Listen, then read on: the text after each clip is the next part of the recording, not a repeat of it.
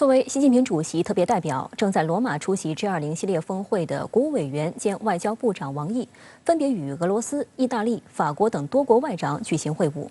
此外，王毅还会见了世卫组织总干事谭德赛以及世贸组织总干事伊维拉。当地时间周日，王毅与美国国务卿布林肯举行了约50分钟的会晤。王毅要求美方奉行真正的一中政策，而不是假的一中政策。而布林肯则重申，美方将继续坚持一个中国政策。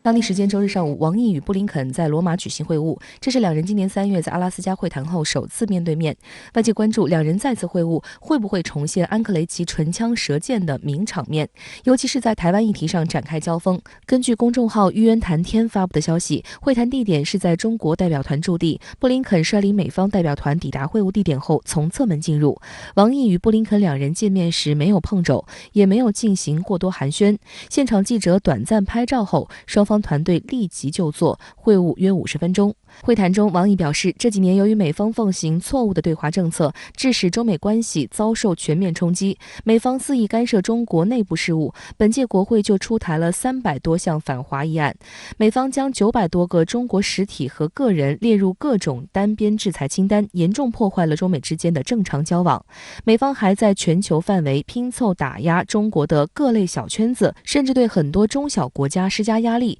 这些做法不符合两国人民利益，不符合国际社会期待，不符合时代发展潮流，中方对此明确反对。王毅指出，台湾问题是中美之间最敏感的问题，一旦处理失误，将对中美关系造成颠覆性、全局性破坏。最近一段时间，台海局势再次紧张，美方多次称这是中国改变现状所造成的，这完全不是事实，而是对国际社会的严重误导。王毅强调，台湾问题的真正现状是，中国只有一个，台湾是中国的一部分，大陆和台湾同属一个国家。历史经验已经多次证明，任何对这一现状的改变都将严重损害台海稳定，甚至制造台海危机。当前台海局势的症结，就是因为台湾当局屡屡试图突破一中框架，而美方对台独势力的纵容支持也难辞其咎。制止台独倾向的发展，就是在维护台海和平。我们奉劝美方意识到台独的严重危害，我们要求美方奉行真正的一中政策，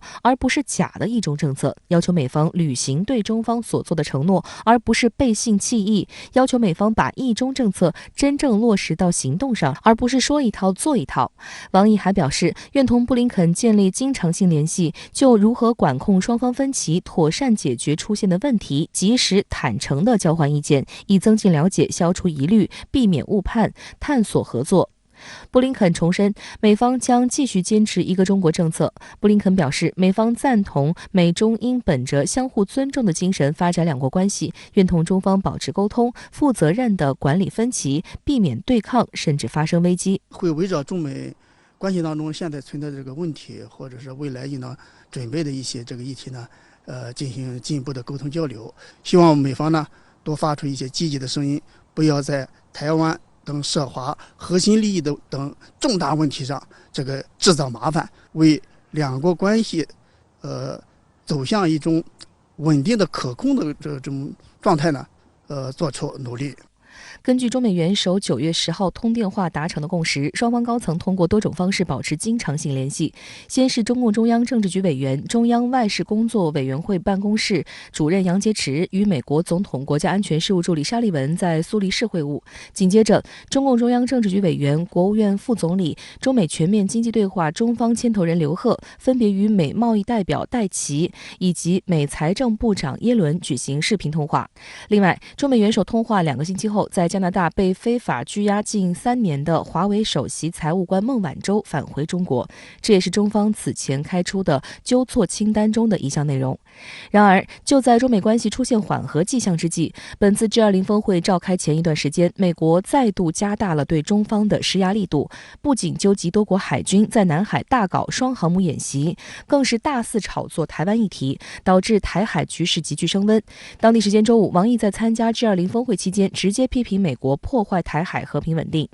王毅表示，近来美国等个别国家企图在台湾问题上搞突破，这一做法违背了其同中国建交时所做的政治承诺。他们在50年前就阻拦不了一个中国原则，在21世纪的今天更不可能得逞。如果一意孤行，必将为此付出应有的代价。王毅强调，台湾的未来除了与大陆实现统一，没有其他的前途。台湾除了作为中国的一部分，没有其他的国际法地位。拜登政府现在整个的对华